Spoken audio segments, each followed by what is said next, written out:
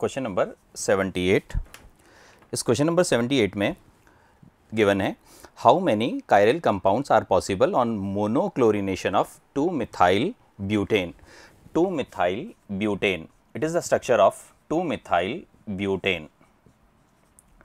अब इस 2-मिथाइल ब्यूटेन का मोनोक्लोरिनेशन करवाया है, मीन्स क्लोरीन के साथ रिएक्शन। आप जानते हैं जब आप क्लोरीनेशन करवाएंगे अल्ट्रावायलेट लाइट की प्रेजेंस में तो इसका फ्री रेडिकल फॉर्म होगा, और ये जो फ्री रेडिकल है वो फ्री रेडिकल इस 2-मिथाइल ब्यूटेन पर अटैक करेगा। तो इसकी जो अटैक होने की प्रोबेबिलिटी है वो इस कार्बन पर भी अटैक कर सकता है, वो इस कार्बन पर भी अटैक कर सकता है, वो इस वाले कार्बन पर भी अटैक करेगा, और वो इस वाले कार्बन पर भी अटैक करके हाइड्रोजन को सब्स्टिट्यूट करेगा। तो इन हाइड्रोजन के सब्स्टिट्यूट होने से जब वो इस वाले कार्बन पर अटैक करेगा तो जो फ्री रेडिकल जनरेट होगा उस फ्री रेडिकल पर सेकंड स्टेप में क्लोरीन फ्री रेडिकल के अटैक होने की 2 प्रोबेबिलिटी होगी। मींस वो सामने से भी अटैक कर सकता है और पीछे से भी अटैक कर सकता है।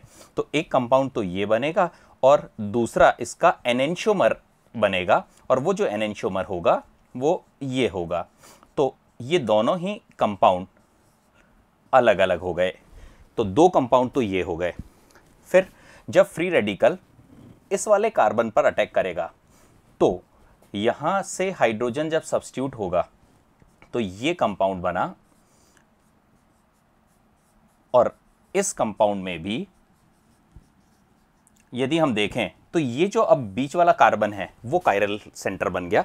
कायरल सेंटर बन गया तो इसमें भी 2 प्रोबेबिलिटी हो गई कि एक प्रोबेबिलिटी ये है और दूसरी प्रोबेबिलिटी ये है।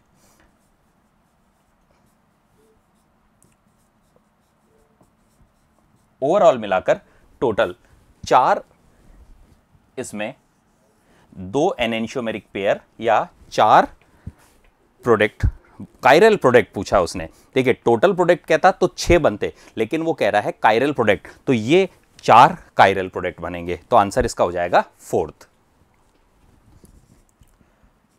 क्वेश्चन नंबर 83 में गिवन है which branch chain isomer of the hydrocarbon with molecular mass 72 unit gives only 1 isomer of mono substituted alkyl halide. वो ये कह रहा है आपको वो एल्केन बतानी है जिसका मॉलिक्यूलर मास तो 72 हो। आप सभी जानते हैं मॉलिक्यूलर मास 72 पेंटेन का होगा, लेकिन पेंटेन में आपको पता है एक होता है नॉर्मल पेंटेन,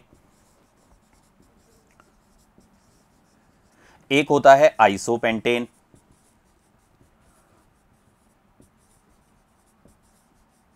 और एक होता है नियोपेंटेन। लेकिन वो कह रहा है कि आपको वो पेंटेन मींस वो कंपाउंड पेंटेन का वो आइसोमर आपको लेना है जिसमें केवल क्लोरीन एक ही जगह लग सकता हो, एक ही मोनोक्लोरो प्रोडक्ट बन सकता हो। यदि मैं इसकी क्लोरीन से रिएक्शन करवाता हूं तो यहां भी क्लोरीन आ सकता है, यहां भी आ सकता है, यहां भी आ सकता है, मींस ये 3 प्रोडक्ट बनाएगा। जबकि इसमें क्लोरीन से रिएक्शन करवाते हैं तो 1 2 3 4 जगह आ सकता है। जबकि नियोपेंटेन में यदि हम क्लोरीन का रिएक्शन करवाते हैं तो केवल एक ही जगह, मींस हेलोजन के साथ, क्लोरीन ना लेकर आप हेलोजन इन जनरल बोलेंगे, तो हेलोजन के साथ जब रिएक्शन करवाएंगे तो केवल एक ही जगह क्लोरीन आएगा, और ये केवल एक ही मोनो हेलो, क्योंकि सारे प्राइमरी हाइड्रोजन है, आइडेंटिकल हैं, तो केवल एक ही मोनो हेलो प्रोडक्ट बनेगा। तो इसका आंसर जो है वो हो गया 3rd। इसका आंसर हो गया 3rd। Question number 74। एक स्ट्रक्चर गिवन है और उस स्ट्रक्चर में एक साइक्लिक रिंग है, उस रिंग पर एक OH ग्रुप लगा हुआ है और एक